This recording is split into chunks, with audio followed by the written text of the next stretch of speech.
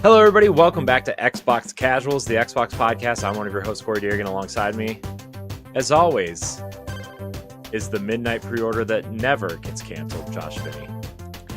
Yeah, hi, Corey. Hi, Josh. I did not have the issue everybody else did with the Switch 2 last night. Yeah, I mean, everybody apparently was having trouble except for you, and another person I know snagged 3. So Jesus Christ. I'm like, I don't know how you did that. Why?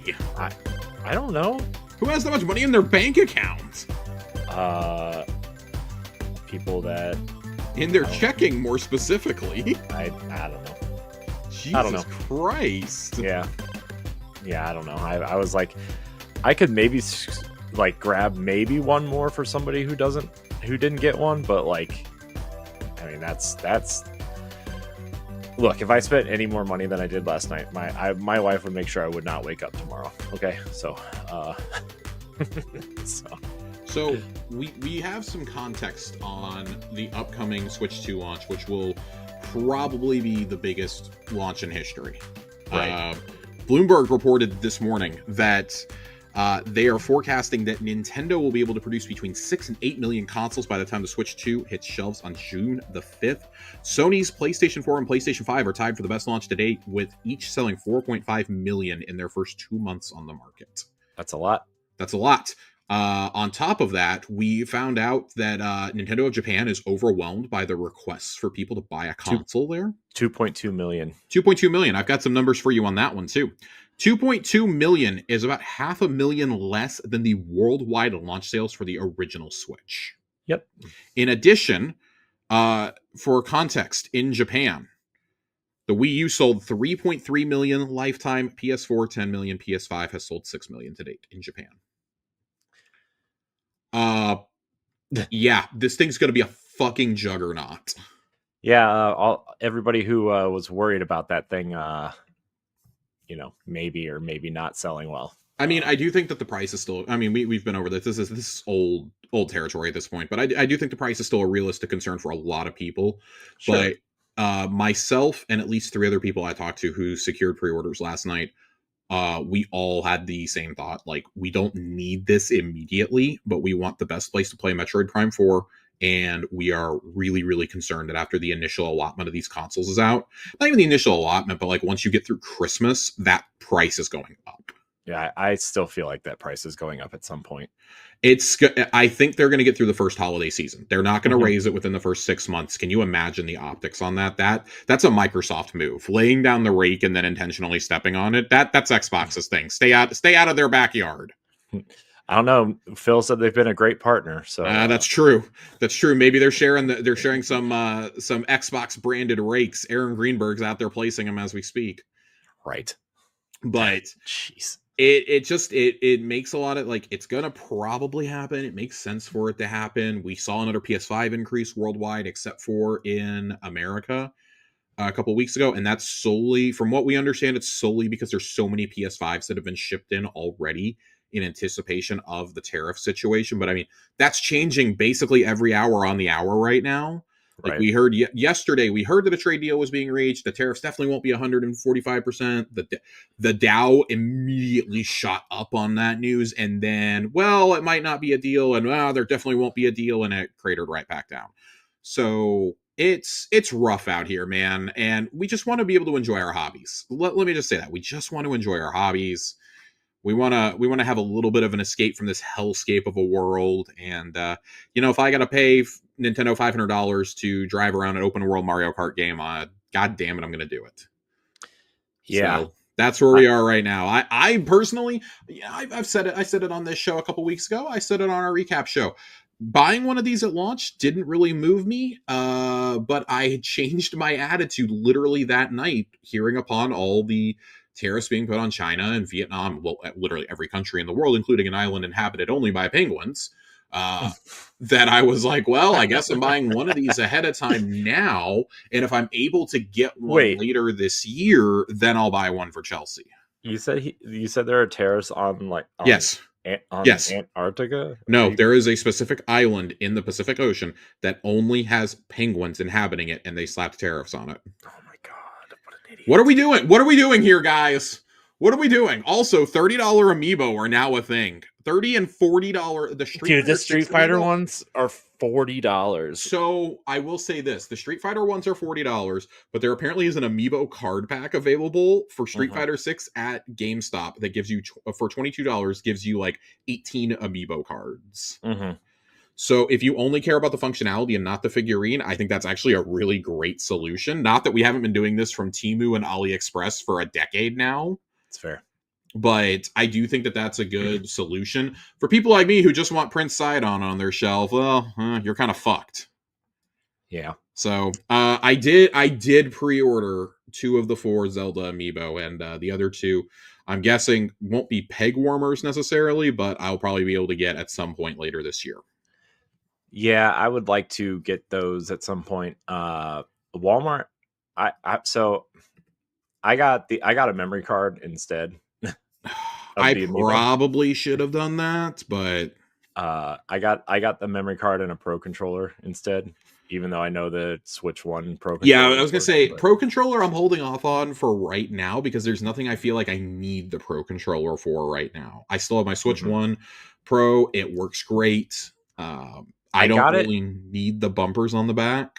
Yeah, I got it specifically to play around with the bumpers, honestly, and to try to figure out if I would actually use them or not. And then I would get a second Pro controller. But if not, then like I'll just use my Switch ones. I mean, I have 5 Switch One ones. So I also learned from the Switch One Pro controllers that I want to wait until they do a themed one and buy it because I always regretted not getting that Xenoblade Chronicles one. Ooh. I love that one. That's one of my favorite colorscapes that they've done. I didn't really like any of the other Pro Controller variants they did, but I loved that one. Yeah, I have the Xenoblade one. It's the one my daughter uses actually right now. Not because I let her, but because she said, I'm using this and you can't stop me. And, what are you going to do? I liked the Smash one. That was the other one I was thinking of. I liked the Smash one. Yeah, the Smash one is cool. It looks great with the OLED if you have the white one. Sure. Like sitting next to each other, right? And they did a Monster Hunter one too, didn't they? They did 2 Monster Hunter ones. For Rise, they did a gold, like a black and gold one. And that's the one I'm thinking of. It's got like the dragon on it. And then for Sunbreak, they did the same exact controller, but in silver. Yeah, that I'm looking at a post. I just Googled a post, and that's easily the best one for me. Is the Monster Hunter one. And then they did the Splatoon 2 and 3 ones, which the Splatoon 2 one the Splatoon 3 one's pretty cool. It has like the casing of the controller is transparent, but it has all these like darker, less transparent Splatoon spots. I don't know. I guess there's a lot you could have done here. Really surprised we never got a Zelda one. There wasn't one for we Tears did. We got there was. I have it. Yeah, I have it sitting right here. Oh, I didn't zoom in far enough. It's ugly, but they made one. It is ugly. Holy shit. That is an ugly boy. It's one of the ugliest controllers I think I've ever seen. Yeah, it's pretty bad. I wasn't even going to get it, but Ed got it for me for like a birthday or Christmas something. I mean, yeah, it's kind of ugly. It's funny. It looks really cool on the box. And then when you see the actual unit, it looks terrible. Yeah. Yeah, no. Nintendo, I'm going to need better Pro Controllers. You killed it on some of the even the Joy-Cons were a little lazy to me. I think they did. This is obviously not a Nintendo podcast, but we're talking Nintendo right now. I like the Tears of the Kingdom Joy-Cons that came with the console. The Monster Hunter Rise console is just so cool. I think they did great on that one. For the standard Switch, I think that's the best bundle they did. Yeah. And then OLED, I mean, I really like those Splatoon 3 Joy-Cons, honestly. Yeah. The Pro Controller looks just like those Joy-Cons. Yeah, I don't like it on the Pro Controller. I like it on the Joy-Cons. Yeah, no, that's fair. I think having the graphics printed on the Joy-Cons made them look really cool. But yeah, I feel like there's so much more you could have done that you just left on the table here. Oh yeah. I mean, we didn't get a Mario one. We never got a Pokemon one, although we got the yeah. You only got the Scarlet Violet and the Let's Go sets with the consoles. Yeah, not selling those individually is just kind of wild to me. Yeah, and then I guess we got the Switch Lite Pokemon versions, but The still. Switch Lite consoles actually looked really good. Dude, the black one with the I think it was for the Diamond and Pearl remake Yes. with the two like silver, like faded silver Pokemon on the back. Dude, that one looks awesome. I have a friend who got that one. I wanted to get the Zelda one that they did. Oh, the gold one, right? Yes. With echoes. Yeah. I wanted to get that one. I really, really consider. I still might try and get one just for the sake of my collection. But yeah, no, I like look at the Joy-Cons and I'm like, there's like one set that I ever really liked, and it's my Splatoon 2 ones. Mm-hmm. It's the neon pink and neon green, and of course those finally got stick drift. So I'm like, well, glad I don't plan on playing my Switch 1 anymore. I actually packed up a bunch of my Switch 1 stuff the other day. It was sad day, Josh. Did it hurt you a little? Sorta, but whatever. You know, it's time. You always pack up a console. Except my Wii U is still out because it's the only way you can play the HD version of Wind Waker. So, and Twilight Princess. The kind of steers towards Xbox. I've been recently looking online. I've already informed Chelsea that if I ever see the Halo 4 Xbox 360 for sale, I'm buying it. Mm-hmm. Just to have it. It's the best one. I had it for a long time, and I had to sell it because I had to pay rent. It's straight up the best one. And then if I ever, I want the R2D2 one also. Mm-hmm. I think that one's also really great. And then for I actually do want to have an Xbox One in the house, just because it's the cheapest 4K Blu-ray player ever made. Mm-hmm. I want to get the Gears of War 1S. Yeah, that one's cool. It's so good. I had the Halo 5 Xbox One, and I sold it to get our Series X. And she was a little irritated that I sold it, but I was like, I think this thing is kind of ugly. So the Gears 5 one is the white snowy one, right? With the blue. That's the Gears 5 one. I meant the Gears 4 one. It's got the cog symbol on it. It's blood red. It's got like splatters on it. Right. I meant the one you got rid of. You said you had the Gears 5 one. Oh, no. I meant Halo 5. Halo 5. I had the Halo 5 VCR looking one. Yeah, that one was weird. Yeah, was not overly thrilled with it. But yeah, no, the Switch Lites are awesome. The Animal Crossing ones were cool. They did a couple Pokemon ones. They did a black one. They did a silver one. Yeah, they're all cool. They are all cool, but yeah, I really want that Zelda one. I want that Hyrule edition. I may have to fork out and track one down, Corey. I mean, they're probably still out there somewhere. They probably are. I'm just not happy about it. They're gonna let me complain in peace. They're gonna go up soon. Probably. I know. All right, but you guys are not here to hear us talk about the Switch. You are. They could be. You are here for one thing, and we're probably going to talk about it later with Uncle Phil. We probably are, but we have a decent amount of news to get to tonight. Not a lot of big stuff, a lot of small stuff that we want to get to. Let's go ahead and jump on in while we're talking about controllers and special editions. Corey, these Doom controllers. Yeah, they're Doom pretty sexy the Dark looking. Ages. There is an awesome Doom Slayer regular controller. It looks like the Doom Slayer's armor with a blood splatter on it. I love the face buttons. This is one of the coolest controllers I've ever seen, because the face symbols or the face buttons are fucking Doom symbols. These are so cool. They're the rune symbols, right? Yeah, they're the rune. They're the Dune runes. Yeah. I love that. Doom runes. Timothy Chalamet is not coming over the horizon with this controller. He might be. Hey, he might be. Them. He might wage interstellar jihad on a sandworm for this. Oh God. Yeah, I think that this looks cool. This is finally going to get me to buy a pro controller, though. I think the blood red one with the rune right in the middle of it. This thing looks so fucking cool. Yeah, it looks pretty cool. We've not really complained, but kind of bemoaned that they've done all these cool controllers lately, but they've all been giveaways, and they haven't sold them. PlayStation's kind of taken the crown for releasing the cool ass controllers lately, between Astrobot and the Helldivers ones. Even the Concord one looked really good. I think the Concord one is the best looking controller they've made. The Astrobot one is so fucking good. See, I hate the Astrobot. Oh, I love it. If I ever see it, I'm buying it immediately. I don't even play my PS5 that much, but I'll buy like a fourth controller for it. I did get the Helldivers 2 one. That one's cool too. I would almost guarantee there will be a marathon one this year. Oh my gosh, yeah, I forgot that there might be a dude. That thing's gonna be like neon yellow, neon. That thing's gonna be so hard to find, dude. That thing's gonna have like all those neon blue, yellow, pink, white splatters all over it. And then they did a console wrap. Remember console wraps, Corey? Do I? We got one for Starfield, and then they just kind of disappeared. Yep. I think we got one for Starfield. We got one for Black Ops. I guess this is this year's release. Is Doom, not Dune, Doom, The Dark Ages getting one.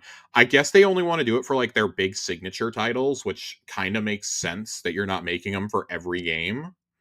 Yeah, especially because like obviously if you're like kind of not super shifting away from consoles, but kind of shifting away from you know, and not that many consoles out there really, like probably makes sense. Yeah, we've still only really gotten one truly different console this generation that was like an actual special edition. It was the Halo one. It was the Halo one, which I have. Yeah, that one was sick, dude. I love it. That's my favorite Halo console. The 4 360 is really close. Yeah, but yeah, no, this was good. This was the best special console Xbox had done in a hot minute too for me. Yeah, that one's sick. I love it. I love it so much. I love the controller it came with, and that was the only way to get it too. It's so good. Mm-hmm. But yeah, these goodies are available now-ish. They're on pre-order, but I've seen people already getting their controller. But yeah, they are available for pre-order right now. The Doom regular controller it says it's available only at the Microsoft Store and the Xbox Wire release, but it is at like every retailer. It's on Amazon. It was at Best Buy. I think it was at Target, GameStop. You could get that anywhere. I believe the Elite controller you can only get on the Microsoft Store. Oh yeah, it says it down here. Both the Elite Series 2 controller and the Series X wrap are exclusively available at the Microsoft Store. But yeah, I'm probably going to grab at least the standard controller, if nothing else. Because this thing looks so dope. I want this so badly. Yeah, I need a new Xbox controller really bad. I actually do too. I have started getting a little bit of stick drift on my 20th anniversary controller, which I've been using a lot, and I'm very upset about it. I just dude, I'm still using my blue one that I bought at launch. So yeah, I'm very aggressive with how I play my games. I play a lot of competitive multiplayer. So my controllers go through a lot of wear and tear very quickly. Mm-hmm. So I want to invest in a better controller where I can like just swap out the thumbsticks if I need to. Mm-hmm. Should be noted that the Elite Series 2 controller at the time of this recording is out of stock. Ooh. I don't know if that means that the pre-orders are gone or if the thing is like fully out of stock, but for right now it is out of stock. I did see the rumor floating around out there that they might announce the 3 this year with the haptics. I would be so upset if they released this amazing controller and then immediately followed it up by announcing a Series 3. They did that though with the Series 2. Which one? They had yeah, I know. That special edition of the Series 2 of the Series 1, and then they came out the Series 2. Yeah, I would be less upset with it if it was just a normal controller they were doing here. I would genuinely be upset because that is such a cool controller, the cool Elite 2. But the Elite 2's been out for like 6-7 years now. Yeah. Like it's time. It's well past time for you can't even take there's not even a screenshot button on it. Right. Oh, I guess there is now. Is there? No, there's not. No, they have that third like capture button. Yeah, you can adjust to like either capture like screenshots or video. But neither of them work very well. Interesting. Because like I just on the standard controller, we just have the capture button. Well, so those are out to varying degrees. But speaking of things that are out, Corey, we got to talk about Game Pass. Yeah. Holy Yeah. shit! Is this the best stretch we've ever had for Xbox Game Pass? I mean, I don't think there's an argument that it isn't. If you go back to, so let's start at Black Ops 6 last year. Major games, and this is going to include some indies that I can think off the top of my head that are critically acclaimed or must plays, are Black Ops 6, Stalker 2, Flight Sim, Indiana Jones and the Great Circle, Avowed, Balatro, South of Midnight, Blueprints, Elder Scrolls 4 Oblivion Remastered, it's really a remake, Expedition 33, Citizen Sleeper 2, and on Tuesday you're getting Towerborn as another first-party offering. Like, what the fuck? Yeah, it's pretty good. What the fuck? And that's just what I can remember off the top of my head. I know there's been a ton of other indies and third-party stuff. Did you say Clair Obscur? Yeah, that's Expedition 33. Oh, okay, yeah. Right. And you've had 33 Immortals. I've been playing a lot of that. You've had Atomfall. We've got a story on that later today. It has been an insane time. Like I was on the verge of considering if I was going to keep Game Pass after my current year is up. Just with the price increases and like I really felt like last year I didn't get a lot of bang for my buck out of it until we got to the end of the year. And even the end of the year, I was like, okay, well, I got like 2 or 3 games. Sure. Now it's worth it to keep just for the first party alone, which was always the goal. Mm-hmm. Yeah. My thing is like, I play games online, right? And like, if I'm going to spend $10 to play online, I might as well just keep Game Pass. You know what I mean? Like, sure. But I mean, like there's like the varying tiers of it. Like, I mean, I'm always going to sub to Ultimate. If I'm subbed, I'm subbing to Ultimate. Yeah. It's been a stupid good value this year. It's only going to get better. There's more stuff coming. We have Tony Hawk is coming. Doom is coming, obviously. I know. I can't believe Tony Hawk is like, I mean, I can, but I can't because I don't know. I just feel like Tony Hawk is June, like, in 1 week in June, you're going to get The Alters, which was a show that was, or a game show. It was a game that was shown off, I think, at the Game Awards. It's that one where the person like clones themselves a ton of times to do like all the tasks and rebuild the ship and stuff. That looks really, really cool. Federal Bureau of Control Firebreak from Remedy is coming to Game Pass 3 days after that one. And then the new online soccer Rocket League, but soccer game from the Sifu team is coming 2 days after that. That's all dropping in June, and then Tony Hawk drops 4th of July weekend. Like, what the fuck? Yeah. Man, it's a lot. There's a lot of other indies that are coming that we saw at that ID at Xbox showcase back at the end of February. A couple of those have started to trickle out. We know most of those are coming this summer or this fall. You still got Outer Worlds 2, Ninja Gaiden 4, and Call of Duty coming this fall, at least. Right. That it's an insane value. I would wager Persona 4 remake is coming at some point, either late this year or very early next year, like Persona 3 Reload did. Yeah, that's coming. Knock on wood. Silk Song is supposedly coming 2025. Tell me where you've heard that before. Yeah. I mean, and if it does, that is see it every day on the internet. That I just don't. I'm so tired of hearing about Silk Song. I am too. It's almost certainly going to be the biggest indie game of the year when it comes out. Yeah, I'm sure. Blueprints. Blueprints. We saw at the showcase. I'm like, oh, okay. Like this looks interesting. I don't think anybody had this pegged as a game of the year contender. Yeah, but also like nobody had Balatro last year either. No one had Balatro last year. I don't think anybody going into this week had Expedition 33 as one. Clair Obscura, which is it's a 40-hour game if you just mainline the story, 60 if you do all the side content. Mm-hmm. I feel like that's pretty great.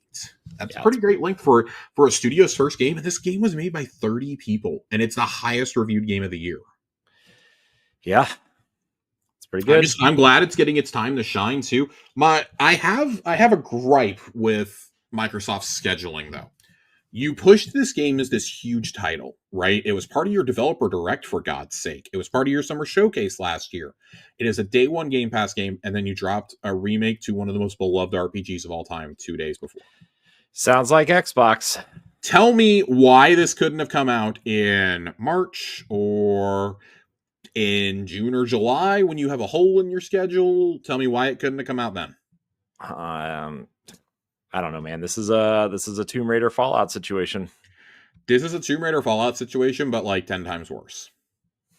Because you have what's being called one of the greatest remake remasters of all time. And you have probably the front runner for Game of the Year right now. Yeah. Or one of. It's like that, Blueprints, and I guess depending on how you feel about Monster Hunter Wilds. Because Nintendo hasn't had anything. Sony really hasn't had anything. Yeah, but Sony has Ghosts later this year, right? Sony has Ghost of Yotei, which got announced today as an October 2nd release. It's bold. End of the year is filling up very rapidly, and I think that does kind of narrow in what you and I were saying about GTA is probably that last week of October, first week of November. Mm-hmm. It's probably right in there. I think that Sony putting Ghost of Yotei where they did, it's a good move. I think some people are going to complain like, oh my God, you guys are putting out Marathon like the week before. Yeah, but that's the same day as Borderlands 4. It's a safe release window. Mm-hmm. Let's not pretend like Ghost of Yotei isn't going to do 10 million without blinking. Let's not pretend at all. I mean, I'm not. I know. No, I know you're not, but like just people in general. Yeah, I know. But Josh, it stars a woman. I would expect it's woke. If Metroid Prime 4 really does release this year, I will remain skeptical until that's physically on my Switch and I'm playing it.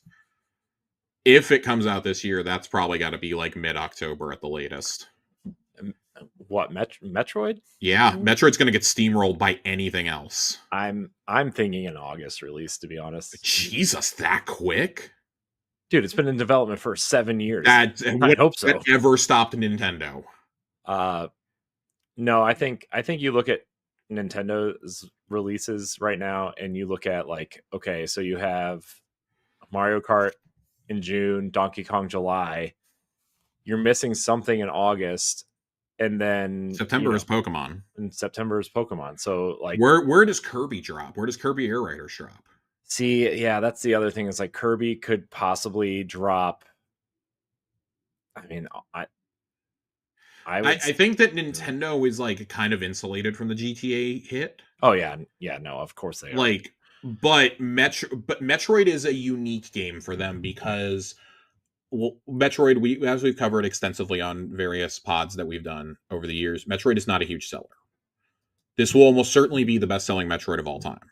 Yeah, I mean, almost guaranteed. Dude, I mean, Dread was the best-selling Metroid of all time at like what 3.8 million units, something like that. Yeah, I don't know. It's outsold every other 2D Metroid combined.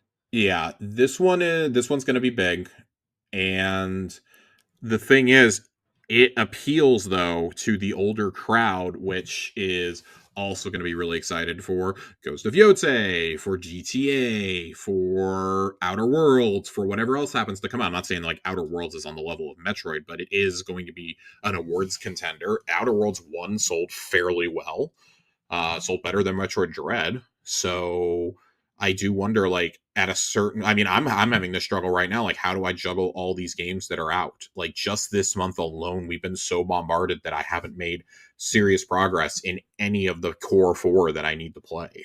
Yeah, dude, I haven't. I mean, I'm still trying to catch up with Avowed. Yeah, which Destiny's is like about to drop a massive event, which we're really excited for. Let me ask you something real quick, Josh, about Avowed. Yeah. And you think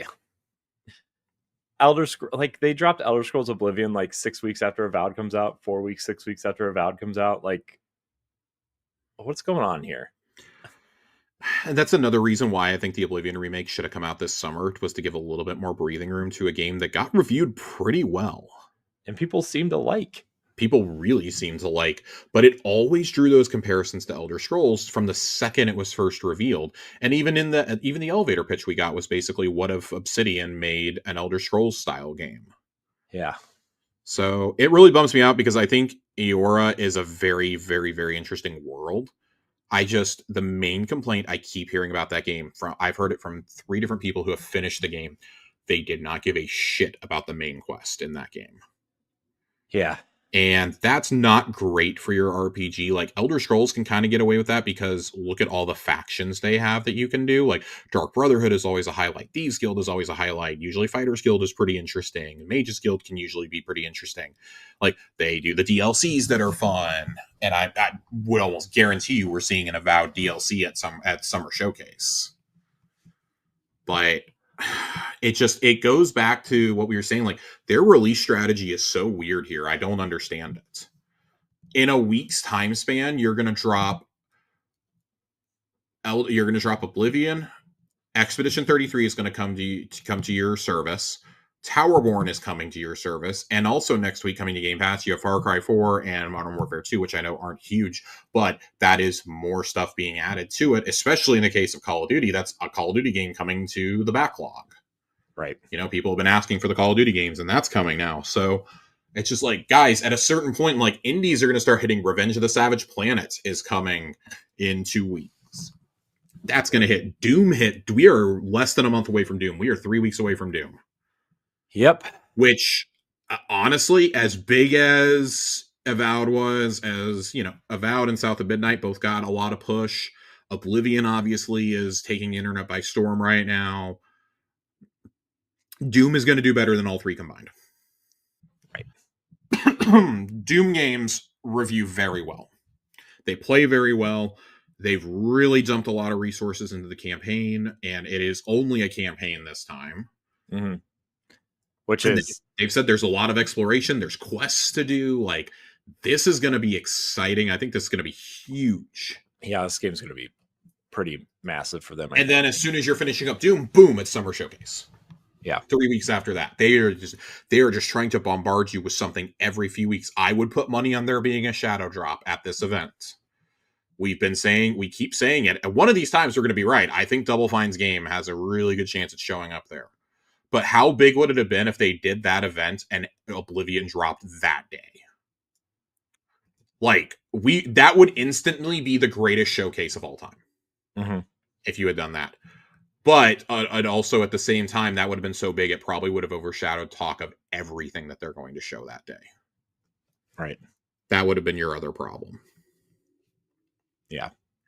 So, but all things considered, I mean, good Lord, the Oblivion remaster, remake, whatever you want to call it, it is PS5 Pro enhanced, and it looks really, really, really good. 120 gigs. The original game with all the DLC was like 8. Right. They re-recorded a lot of the dialogue. Every race now has their own dialect, so you're not hearing like the Imperial male voice coming out of an orc. There are new combat animations. They said the blocking is very Dark Souls inspired. And then the archery tree has been totally reworked. Stealth has been reworked. It looks so cool. Like the best way I could probably describe the leveling is a combination of Oblivion and Skyrim. God, it looks so good. Yeah, it looked. They added new armor, weapons, and horse. I love that they did this new horse armor. If you get the deluxe editions, there's still horse I love armor that it's DLC. only part of the deluxe edition. I love that. The classic horse armor is part of the actual game. Right, which I think is really cool too. I love that they just have nods. That Virtuos did an amazing job with this. Am I alone in hoping that they are the ones doing the rumored Fallout 3 remaster? I mean, I would assume. That they're going to be almost more second party, kind of like how Asobo was for a little while there. Yeah, but Virtuos is doing a lot of ports for Switch games now too, though. Well, they're helping with the Hogwarts Legacy port to Switch 2. I know they're helping with. I know they did Final Fantasy stuff previously, but they do a lot of port work. But I mean, I think they do a great job, and obviously Oblivion's no exception. Yeah, this is like the crown jewel, I think. Yeah, and if you're gonna do Oblivion, you might as well let them do Fallout because that engine is similar, right? I mean that work is similar in terms of like how they were built, right? So Yeah. Well, and they do have a history working with Microsoft. We should note they did support work on Halo Infinite, Grounded. Remember Crossfire X, Corey? do I? They've provided support on Sea of Thieves, on Warzone and Warzone Mobile. Age of Mythology Retold was them. They've done a lot of work with Xbox over the years. But a lot of these really, really, really well-received games they've done support on, or they've done ports of. Kenna Bridge of Spirits, Guardians of the Galaxy, the Beyond Good and Evil 20th Anniversary Edition, Horizon Forbidden West, Callisto Protocol, Midnight Suns, Final Fantasy VII Rebirth, Rise of the Ronin, Stellar Blade.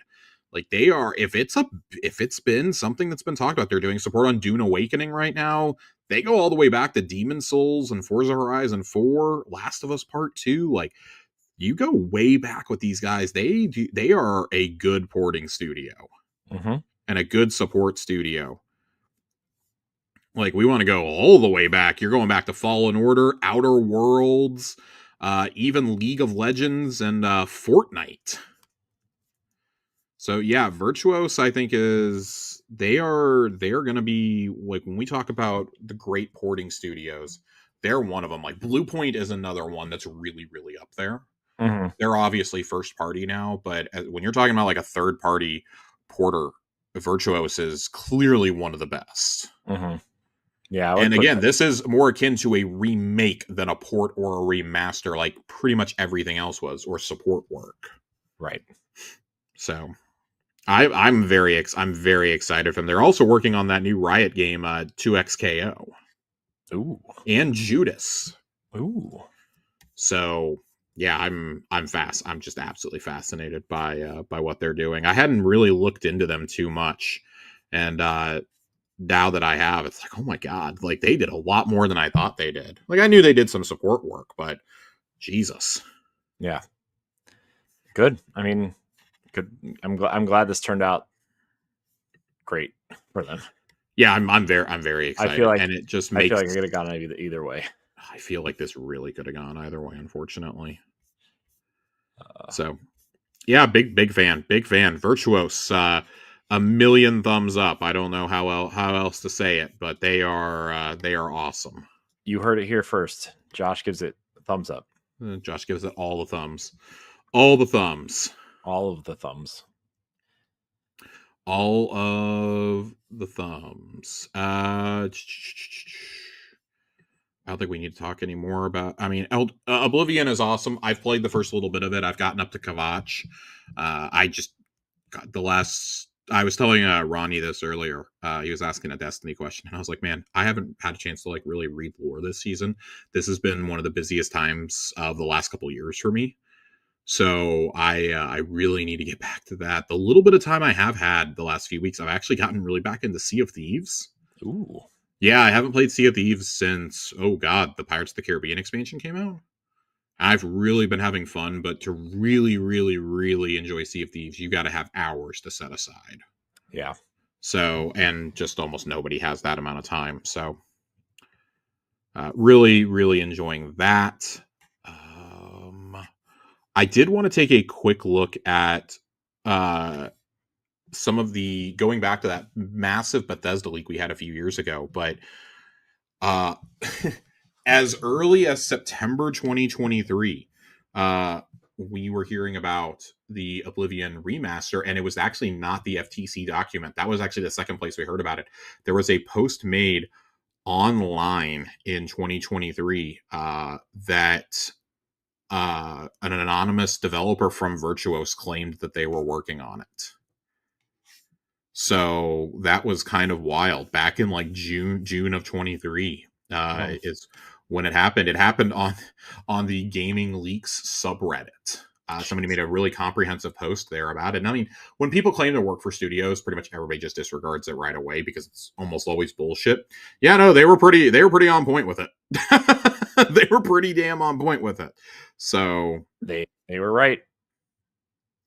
Yeah, that's pretty crazy. And even back then, they were pegging, yeah, this is going to be end of 24 or first quarter 25. They were almost right on the mark with it. So That's pretty crazy. And it was first referred to as Project Alter, and then last spring when we got the developer direct is when last winter really is when things really started to pick up, and we started hearing it about God just all the time. We were hearing, shadow drops and this and that, or a couple months ago, really, we started hearing all the rumors about shadow drops and this and that, and Jesus, it's very, very, very cool. I'm happy that it's come out and it's been such a huge hit.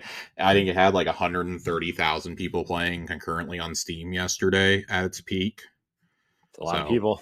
That's a lot of people. It's really cool. A well-known leaker in the industry, Nate DeHate, says that Fallout 3 Remaster is coming, but it is a ways away. I would imagine Virtuos is doing this. I don't know who else they'd be giving it to. And I would imagine they're trying to line it up with the show. The next season of the show. Yeah, I mean, we've both said that we think that something Fallout is coming at Summer Showcase. My belief is that it's going to be Fallout 1 and 2 to some degree. Like a modern remastered port sort of thing. Yeah, like port it to where it like can be like Age of played Empires on almost. console for the first time. Yeah. But also like you have In Exile right there. Right. So I'm wondering if they opted to keep that in-house just so they have something. My other wilder guess was that they're doing something like this, but for New Vegas, considering the importance of New Vegas to the show. Mm-hmm. And season 2 of the show is coming next year. It is filming right now. So I do wonder when that's going to happen. Very excited about that. But I wanted to go back to this original leak. So the chart that we got for fiscal year 22, it says Indiana Jones game, Oblivion Remastered, and Starfield DLC. And then fiscal year 23 lists Doom Year Zero, which I think evolved into Dark Ages. Mm-hmm. Beyond that, we don't really know what's coming next, because the other games on there are Project Kestrel, Project Platinum, Elder Scrolls 6, licensed IP game, Fallout 3 Remaster, Ghostwire Tokyo 2, Dishonored 3, and Doom DLC. I would say the Doom DLC is probably still happening. I think we've already gotten DLC announced for it, if I'm not mistaken. I'm not sure. I may have to look that up, but I felt like we were getting DLC announced for it already. I feel like it would. I mean, the last two got DLC. I don't see why this one wouldn't.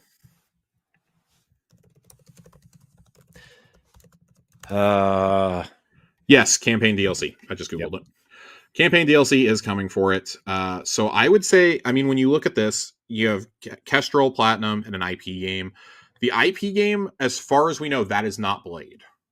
Yeah. Because Blade was not yet decided upon when these leaks happened, and this document was made back in 2020, 2021. This was like in the early stages of them purchasing Bethesda. Mm-hmm. As an offering document. So I don't know what that IP game is. That could have been canceled by this point. Ghostwire Tokyo 2 almost certainly is not happening, especially since they sold off the studio that made it. My vibe that I got on Platinum was Project Platinum was that was a game that was going to be made by what studio did they fucking sell off? I can't remember the name. Tango. I believe that was the Tango game that was rumored to be like an RPG style game, like a JRPG. Because if you look further up in this, like Hi-Fi Rush is not listed, but it is, we now know it was Project Hibiki that was listed. Yeah. So I don't know what Kestrel is. I have no idea what that is. That may have very well been an Arcane Austin game that will never see the light of day now. Or that's what the Follow Up to Deathloop was supposed to be or something. Dishonored 3, I would also say, probably has a very, very, very tiny chance of happening at this point with Arcane Austin closing. And with Leon being tied up with Blade for the time being. Unless they just come out and are like, hey, surprise, we've been working on 2 games for like forever over here. Which wouldn't be the most shocking thing in the world, but at the same time, it'd be like, really? Okay, right. So... Because it kind of does beg the question, like, what were they doing for like 3 years before they announced Blade? Right. Just like chilling? So I don't know what's going to happen there, but I thought it was interesting to look back to that. They had all these mobile games planned too that just obviously have never happened. We've gotten one, and it was the Elder Shelter. So I mean, yeah, I always forget that game exists. I forget, it's on my phone and I just keep forgetting to play it. But yeah, I think this is just an interesting document to think back to. We got this in September 2023. It's interesting to see how things have changed like so rapidly from that. It just kind of makes me wonder, like, is anything else from this going to happen? I mean, the Fallout 3 remaster is the easiest layup. Obviously, Elder Scrolls 6 is happening. Whatever Project Kestrel was supposed to be also has an expansion listed here. So I almost wonder if that was the unannounced ZeniMax MMO that they were working on. Because we know that ZeniMax Online was working on another game that is not ESO. Right. The rumor for the longest time was that it was a Mando game, but I don't think it is. Yeah, I wonder. I mean, I doubt it at this point. I highly doubt it at this point, with them doing a movie and then Dave Filoni is doing films that are going to take place in that time frame too, as well as other shows. Like if you weren't doing Ahsoka and Mando and Book of Boba Fett and Skeleton Crew and all this and that, then yeah, maybe you Book could of Boba Fett. You're funny, Josh. Listen, because we're going to get another season of that. God, they did my favorite guy dirty. They did something to him. More games hitting Game Pass. Frostpunk 2 is coming this summer to PC Game Pass. That's going to be huge. I know that people are... Well, it's jumping from PC Game Pass to regular Game Pass, really. I forgot that was already out on PC. They also announced Frostpunk 1886 coming in 2027, which is a reimagined version of the original Frostpunk game, but built in Unreal Engine. Ooh. So if you're into those, go for it. I know a lot of people really, really, really dug Frostpunk and Frostpunk 2. I never really got into them, but 11-Bit Studios has a long-running relationship with Xbox and with Game Pass in particular. That game we talked about earlier, The Altars, is made by them. Yeah. So that's pretty big. Yeah. I know that game is like really big on Game Pass. Yeah, though those games are just big in general on PC. That's where their audience is. But this is it's a pretty big Polish company. We'd heard the rumors that Microsoft wanted to buy a Polish company about 5-6 years ago, and I still think this is the one that they were talking about. Yeah, I would assume, especially because when you look at what they've done over the last few years, it's been really, they kind of burst onto the scene. I know some people played Anomaly. I never really got into those games, but this War of Mine is the first one I remember playing from them. Yeah, I remember that one, and then they've obviously done Frostpunk. They spent all sorts of time making Frostpunk 2 and Altars. Now 1886 is coming, and they're also a publisher. They publish some stuff too. So they published Moonlighter, which was a really cool game. Yeah, Moonlighter 2 is coming out soon. Moonlighter 2 is coming out this year, coming straight to Game Pass. Yeah, they've published a decent amount of stuff over the years. That game reminded me of like a 2D overhead dark cloud a little bit. Moonlighter? Yeah. Yeah. Man, I miss Dark Cloud. Where's Dark Cloud 3 at, Sony? What do they even call it, Dark Cloud 3 at this point, or would they just call it Dark Cloud Factor 5? What are they doing? Professor Layton, that's what they're doing. They also did Children of Morta is the other one I was trying to think of that they did. Keep forgetting. So, yeah, really excited. Always going to be happy to see 11-Bit pull up. They're a great Game Pass partner. We like seeing them. That we do. That we do. In a twist of ironic fate, PS5 Pro is the place to play Forza Horizon 5, according to Digital Foundry. Shocking. PS5, direct quote from them. This is sourced from purexbox.com. PS5 Pro actually offers some pretty interesting enhancements over the base console, which are most compelling in the game's performance mode. No big surprise there. There's a huge difference in the game's foliage. Notice the denser and more vibrant greenery with bushes and grasses and ferns that aren't present on the base machine. Further into the distance, the foliage that is rendered often shows a higher detail variant relative to the base console with less visual pop-in. When you're barreling through races at speed, the advantage on Pro is less palpable. And they say, however, that the quality mode is less appealing. That the ray tracing makes a minimal difference in gameplay. So, and then base PS5 basically runs exactly like the Series X version, obviously. So, pretty interesting. We're going to see more and more stories like this. I believe there's already one for Indiana Jones out. There's certainly going to be one for Doom when it comes out, but that's the advantage of having a pro console. Why not let them optimize for it? Right. So I see no reason why you wouldn't want to. And hey, you can have these clips all that you want about like, oh, it's the best way to play games. Like I hate seeing people who are just caught up in the console war bullshit still, who are like, well, this will be another great game for Sony to have. Like, shut the fuck up. Like, just shut the fuck up. Be a grown ass adult about it. Like, play games where you want to play. That's the whole point of this: is play them where you want to play them. You want to play on an ultra powerful PC rig? Go ahead. You want to play with minimum specs on PC? Go ahead. You want to play them on a Steam Deck? You can do that. You want to play them on the ROG Ally? You want to play them on PS5? You want to play it on Series S, Series X? You can do all that. Right. Why wouldn't you want these games as many places as humanly possible? Right. It always makes me laugh when like people are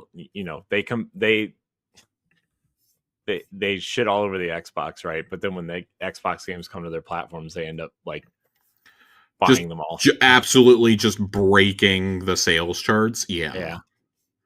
It's absolutely bonkers. I hate it so much. I hate it. It's not the same thing, but it kind of reminds me when all like the great games on the Wii U came to Switch and everyone's like, oh, Wii U did have good games. Yeah, I think that's a slightly different situation too. Yeah. Well, that's what I said. It's a little bit different. Yeah, it's a little different. It's so dumb though. It's so dumb that it took this long for people to understand. Like, part of me wonders, like, would these games be talked about a little bit differently? Because there is a noticeable difference in how certain games are going to be talked about based on if they are on multiple platforms or coming to multiple platforms versus like, yes, Avowed and South of Midnight reviewed fine, but it didn't really leave that core audience yet. So, yep.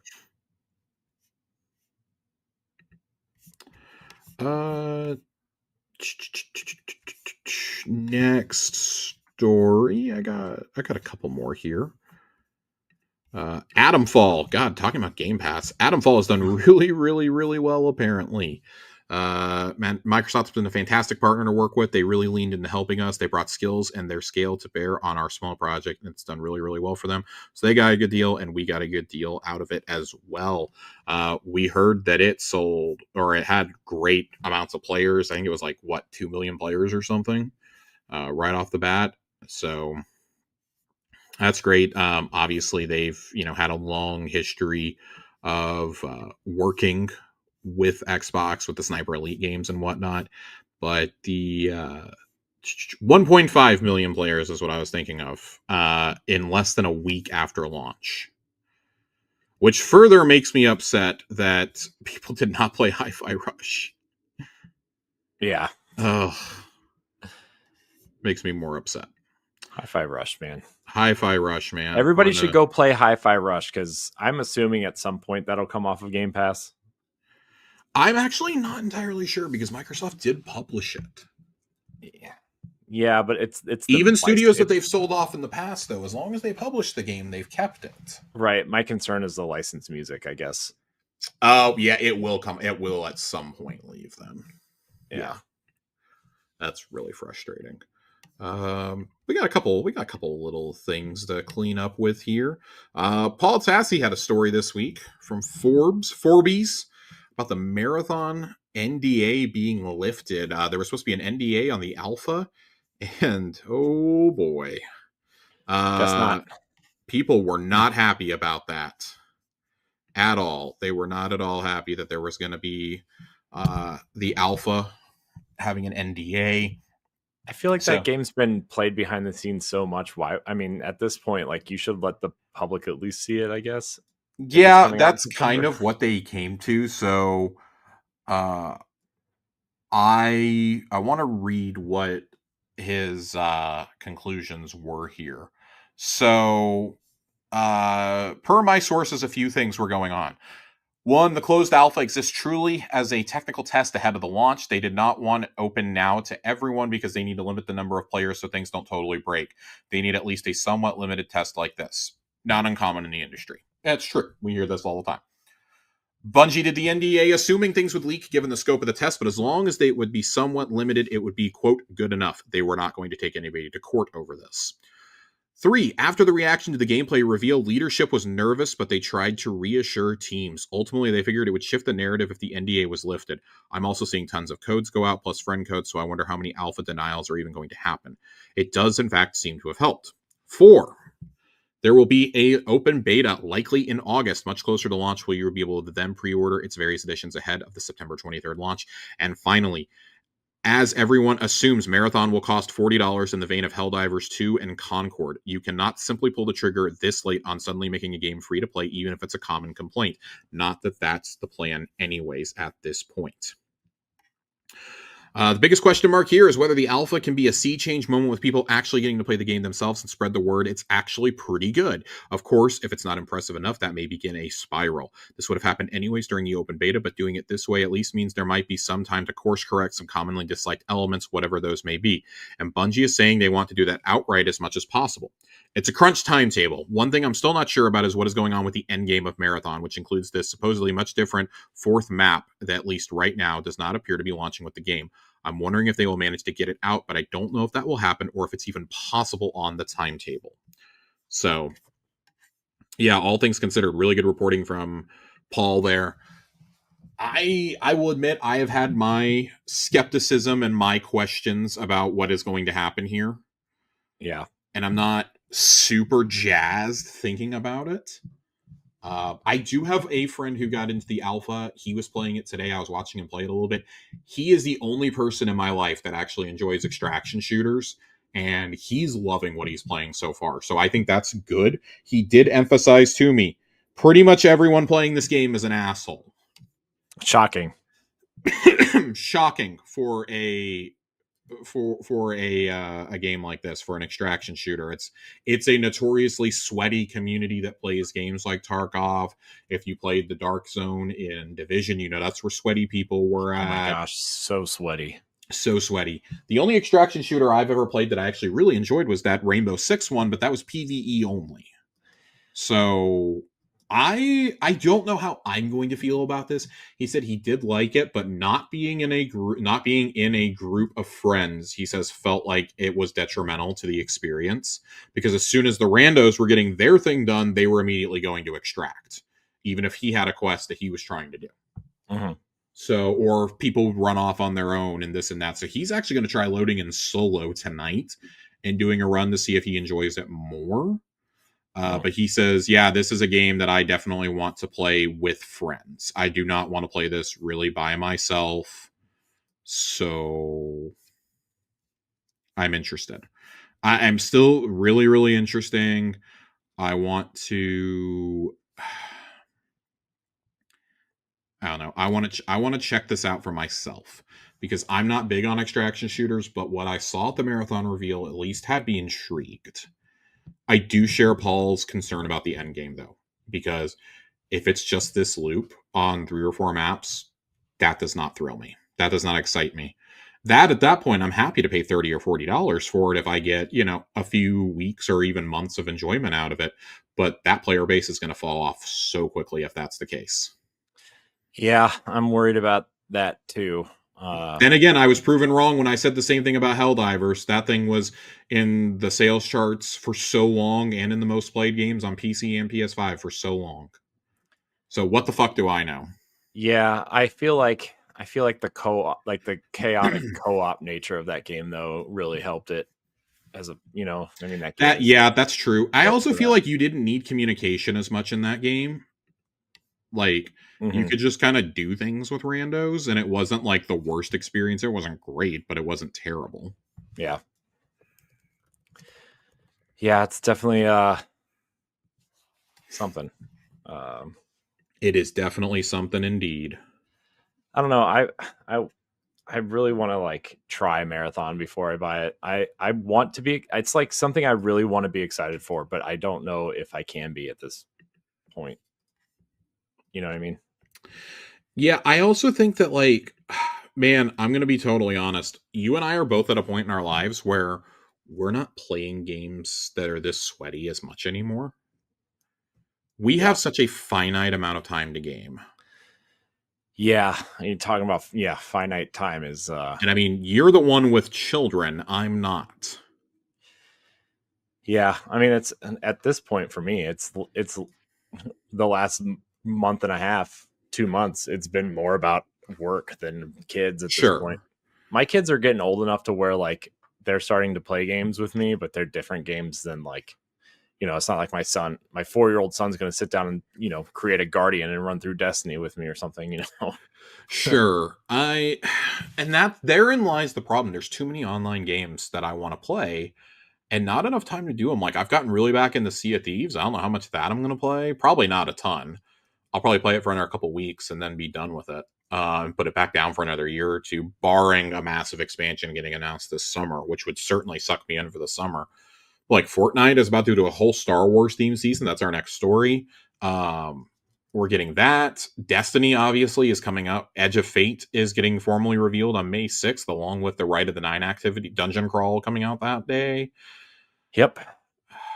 It's a lot. Like, it's just a lot. And I play Marvel Rivals, Mm-hmm. and you gotta pick and choose at a certain point.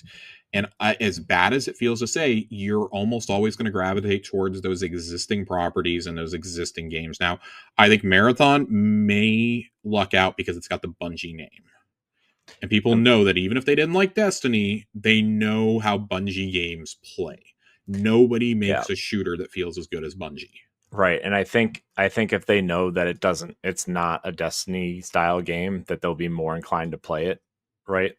Like a, Yeah. I feel like this is more towards like the like, I guess, simple Halo audience, for lack of better terms. I'm not saying like simple people, but you know what I mean? Like somebody who wants to jump in for like an hour or two a night, maybe, and like just play something with their friends, maybe for an hour or two at night or something. Yeah. Right. Like, it seems to be leaning more towards that audience than a Destiny audience. Well, and we talked about this last week on Tower Casuals. We read the preview of it from Travis over at IGN Mm-hmm. and Last Word Podcast, and he said that he was fairly concerned about the wall that non-sweaty PvP players are going to hit in this game very quickly. Like, he's like, players are going to get really frustrated and they're gonna quit. Mm-hmm. Because it's just not going to be fun for them. And he goes, that's the thing, is this is built for a very different audience than something like Destiny, which, yes, Destiny has PvP, but let's not pretend like it's going to be anything on the level of an extraction shooter. And that game, despite what people on the internet may have you believe, the primary audience that plays Destiny, every single expansion, is there for the story. They are there for the PvE content. They're there for raids, for dungeons, for seasonal shit. Mm-hmm. They're not there to play comp and play trials, as evidenced by the lack of rewards in those spaces. Mm-hmm. So I don't. I mean, you can tell that just because they didn't put maps in the game for 2 years. Sure. I feel like this is supposed to be the game that they're going to do, but who knows? Yeah. Yeah. Who knows? I don't hate it. Again, this is the ultimate you need to play it for yourself game. I understand why people want this to be free to play because they don't know if they're going to like it. But this game being $40, I think it's really being undersold how fast people are going to flock to a game that's $40. I think that was a huge part of why Helldivers was such a success. Mm-hmm. It looked fun. It looked goofy. Helldivers, for me, really took off with the memes. The memes were instantaneous when that game came out. Mm-hmm. I mean, people saw tactical nukes getting dropped on their friends and immediately decided, oh, I have to play this for myself. Yeah. So we've seen that before. A game gets memed into oblivion. People go out and buy it and play it and this and that. It doesn't even have to have staying power. It just matters if you had fun with it. Like Repo is doing that right now. Yeah. We saw it with Lethal Company last year. We saw it with what are some of the other ones we've seen it with? I mean, Among Us had more staying power. Fall Guys was one of those, right? Yep. Like, let's not pretend Fall Guys is some incredible game, but it came out at the exact right time. Marathon may be coming out at the exact right time, honestly. Mm-hmm. But it's coming out the same day as Borderlands, and man, I think that's going to make it real tough. I know it's two totally different audiences, but there are going to be people who are like, "Yeah, I'm going with Borderlands because it's the known quantity." Yeah. I personally will be buying Marathon, not Borderlands. Borderlands is like my ultimate. I'm going to wait for the first Thanksgiving after it comes out and then buy it. Because it'll be $30. Because it'll be $30. And I'll have dumb fun with it for a week or two and then never think about it ever again. Yeah. But something like Marathon is a little bit different, and I need to know what the cadence of content being released is going to be like. And I mean, obviously, we're still 6 months out from launch, 5-6 months. That's probably not going to be revealed until we get close. We talked about this last week on Tower Casuals. It probably won't be until PAX Prime that we get those details, because I fully expect PAX Prime to be. They're going to have a booth there.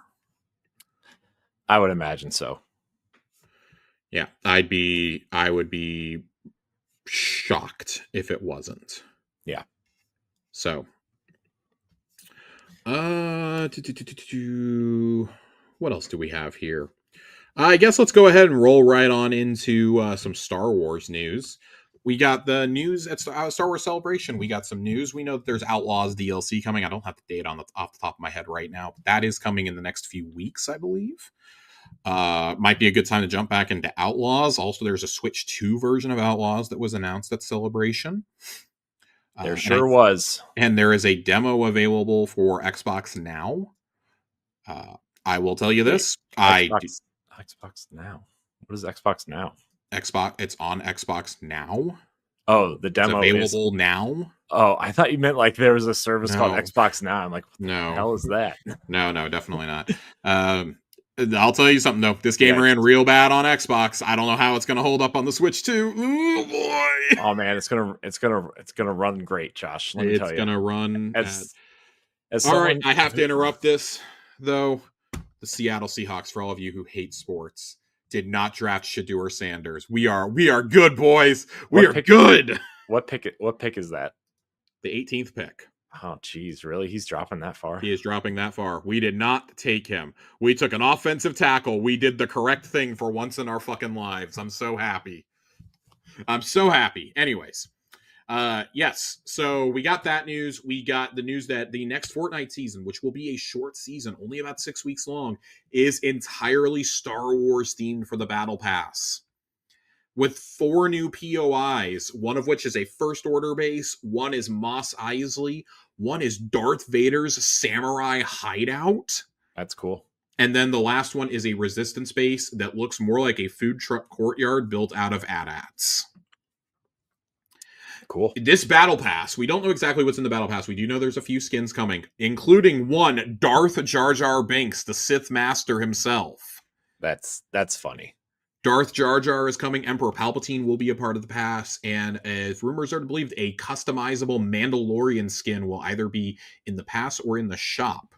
As well as confirmed that we are getting a new variant of the Cuddle Team Leader skin, which we've gotten multiple times in the past. This time it'll be a Wookiee Cuddle Team Leader.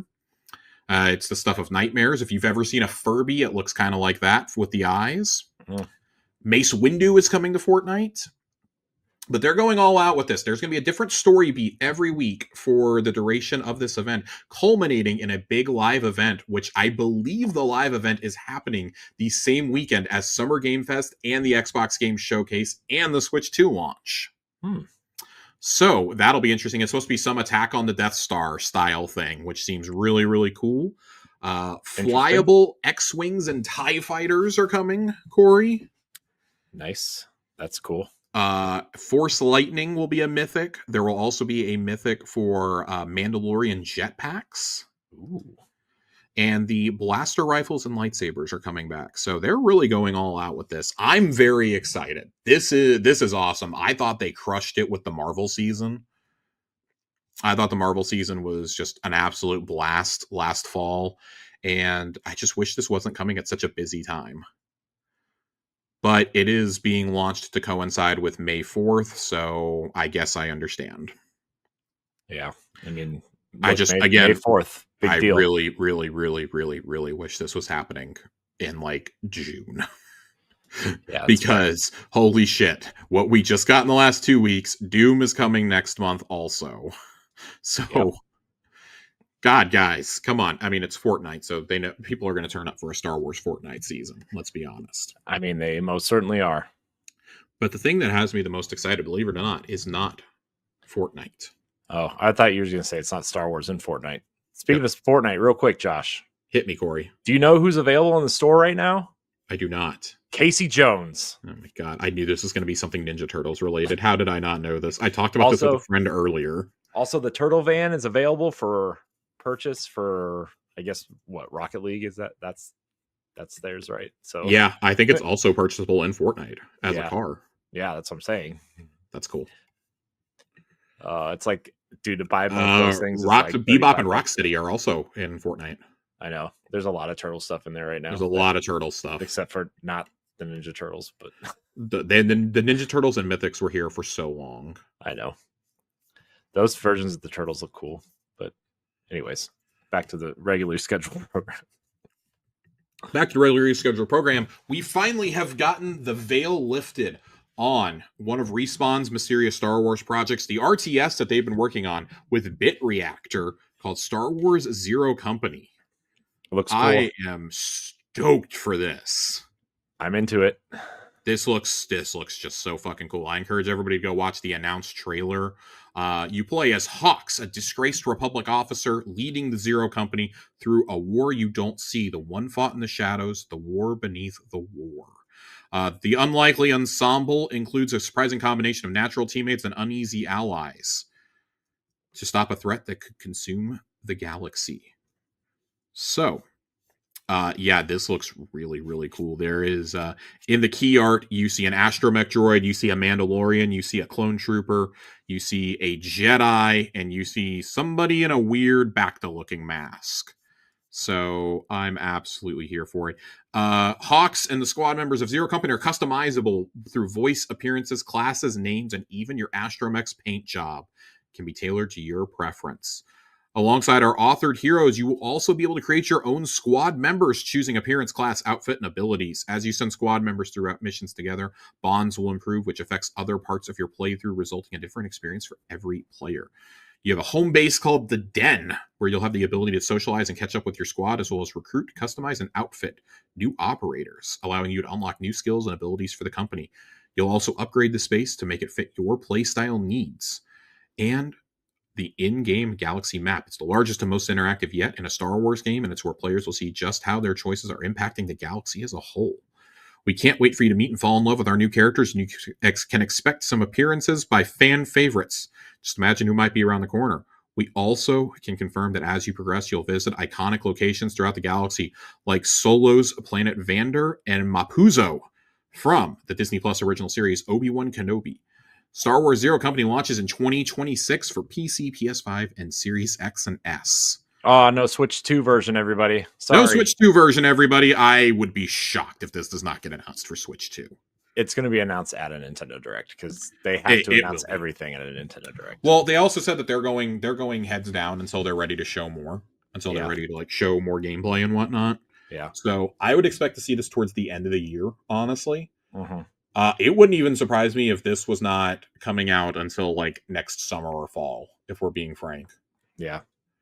I kind of expect this to be cooking for a little while, or maybe they really are trying to get it out at the beginning of the year, because I think, going by timelines, Jedi 3 might be next year.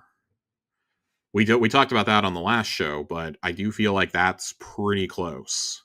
Yeah. And unless they're doing what would be the smart move and is saving Jedi 3 for the 50th anniversary of the franchise in 2027. Because that is going to be a very big year for the franchise. We already know right off the bat that year is going to see the release of a standalone movie that takes place after the Rise of Skywalker, starring Ryan Gosling. Yeah, the Starfighter movie, right? Star Wars Starfighter, yes. And from the director of Deadpool and Wolverine, Sean Levy. That's it. The Ryan Gosling casting just kind of blows my mind. It's weird. I fucking love it. I love it. I don't not like it. It's just driving space, Corey. it's just weird when you see somebody that like is super recognizable and famous in a Star Wars movie. It's funny because this will be the third space project that he's done in the last decade. He did First Man. He's filming Project Hail Mary right now, which is one of the follow-up novels to The Martian from Andy Weir. And that's being directed by the minds behind Into the Spider-Verse.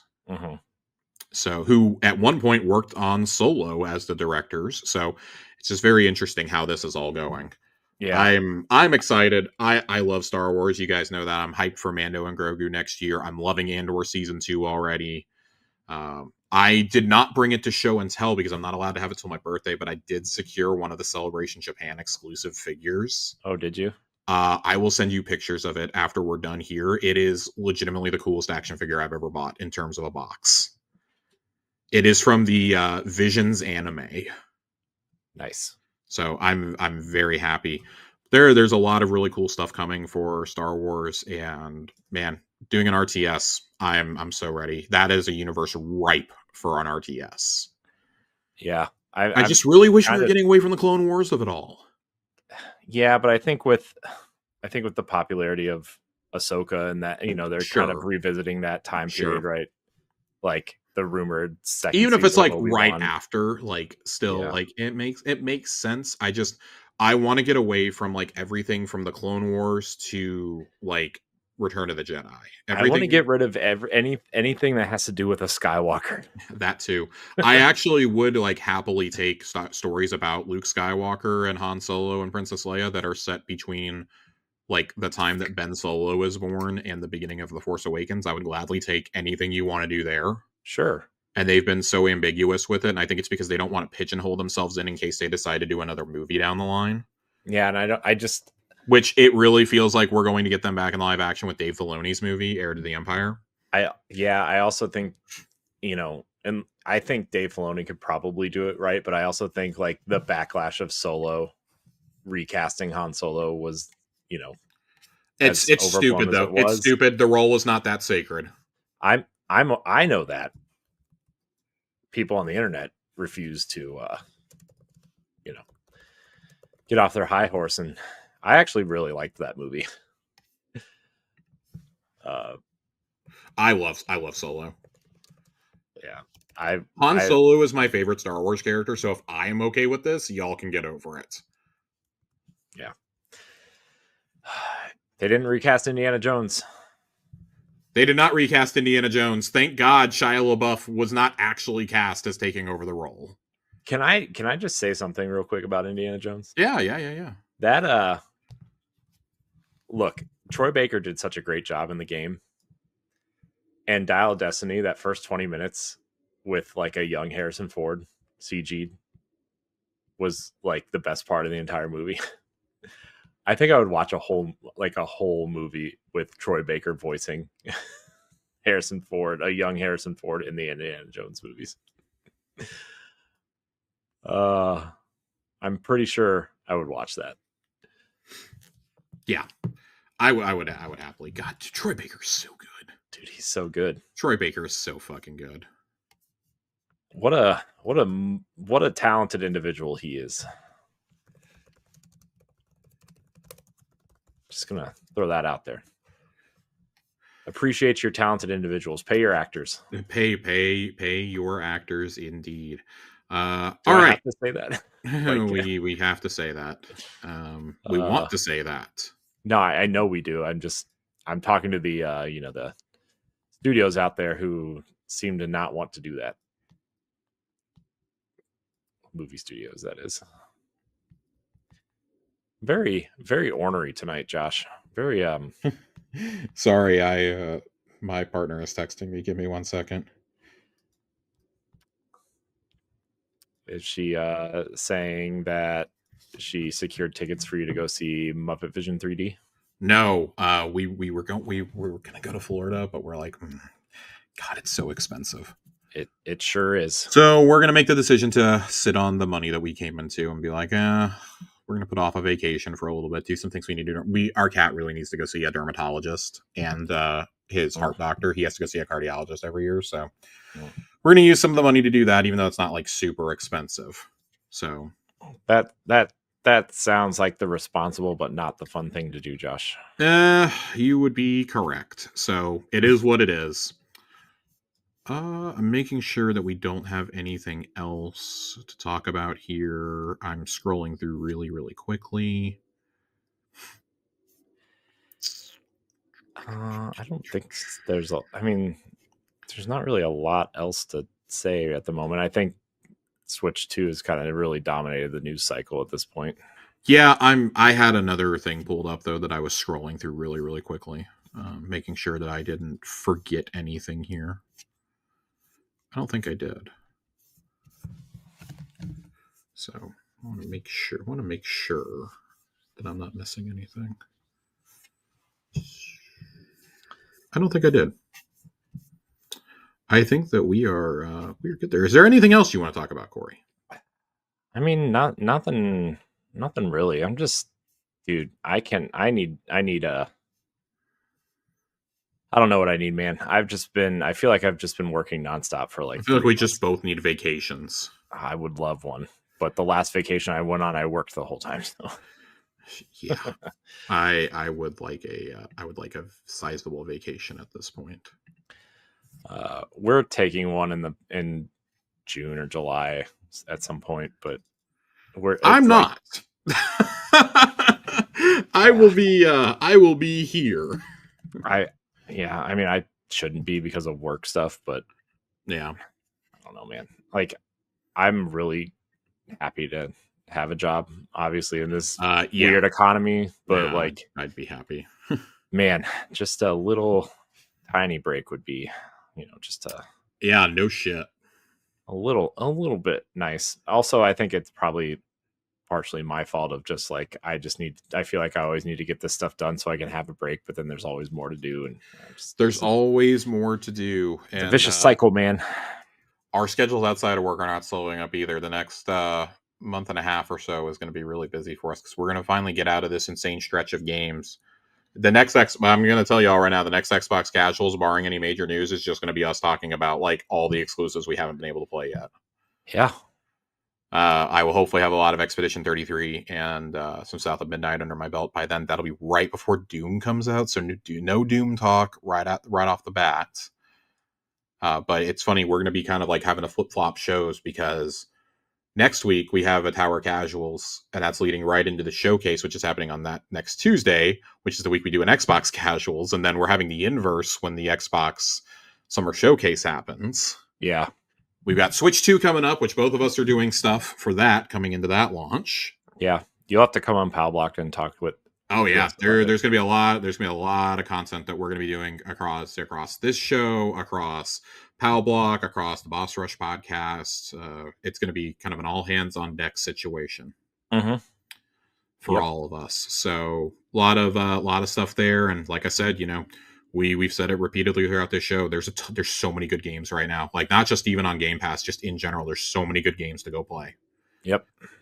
Go play them. Give us your thoughts right into the show. Let us know what you guys think about these games because I want to hear what you guys have to say. Yeah, let us know.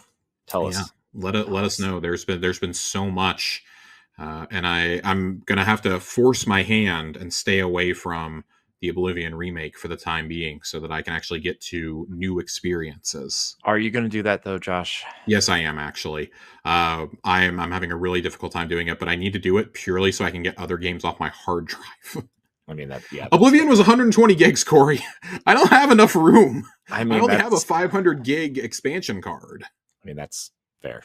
I am about to buy a portable hard drive though that I can use for some cold storage. I do have one last little piece of news though. Oh. This literally just came across my desk, Captain. Breaking. We have the director and star of the Split Fiction movie. Ooh, what? Yes. Nice. Announced tonight. This is Ryan Gosling. Directly from Variety. Story Kitchen is shopping this around to studios, with Sydney Sweeney set to star and executive produce in the Split Fiction movie, with John Chu directing. If that name is familiar to you, he is the director of Wicked and Crazy Rich Asians. Man, Wicked is good. I can't speak to that, but I loved the musical when I saw it on stage. Dude, I did not need to be 2 movies.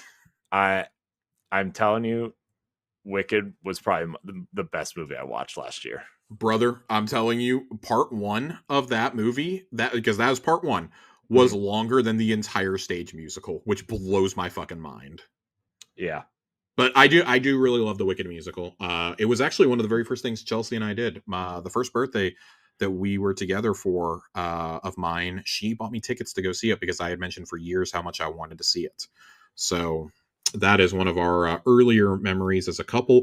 The writers of this, though, Corey, the script for the movie is being written by Deadpool and Wolverine screenwriters Rhett Reese and Paul Wernick. Ooh. I don't know how I feel about that. This seems... I mean, I haven't played Split Fiction, but it doesn't seem like that type of movie. But I don't know, but I've liked just about everything that they've done. So I will yield to the professionals about this. Yeah, Story Kitchen, for those of you who do not know, some of their credits include getting the Sonic the Hedgehog franchise to the screen. They produced that, the Tomb Raider animated series that came out last year. They are also starring Haley Atwell. Yes. And they are also helming the upcoming Streets of Rage adaptation at Lionsgate, and It Takes Two and Toe Jam and Earl over at Amazon. Toe Jam and Earl? Are you kidding me? Toe Jam and Earl, baby. I love Toe Jam and Earl. So we really are hitting the bottom of the barrel for creativity, aren't we? I love Toe Jam and Earl. You shut your mouth. I hate Toe Jam and Earl so much. You shut your whore mouth. Get me out of here, Corey. Get me out of here before I get too upset. Let's go to Funkatron.